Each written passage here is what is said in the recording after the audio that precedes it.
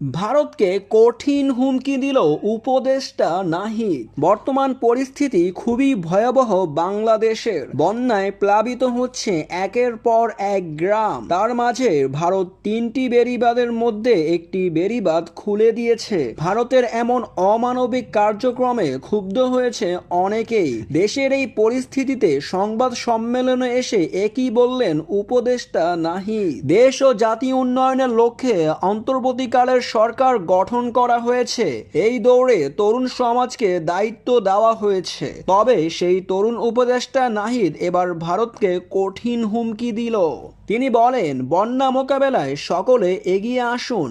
আমরা সরকারি বেসরকারি সকলকে এই পরিস্থিতি মোকাবেলার নির্দেশনা দিয়েছি। ভারত কোনো ধরনের সতর্কতা না দিয়ে বাঁধ খুলে দিয়েছে। তাদের এমন অমানবিক আচরণে আমরা খুশি নয়। এই ধরনের নীতি থেকে জলদি ফিরে আসতে হবে ভারতকে, তা না হলে কঠিন হুঁশিয়ারি আসবে। তরুণ এই উপদেষ্টা নাহিদ এবার কঠিন হুমকি দিলেন ভারতকে। পরিস্থিতি নিয়ন্ত্রণে না আসলে ভারতের জন্য কঠিন কিছু আসতে যাচ্ছে, এমনটাই ইঙ্গিত দিলেন এই উপদেষ্টা।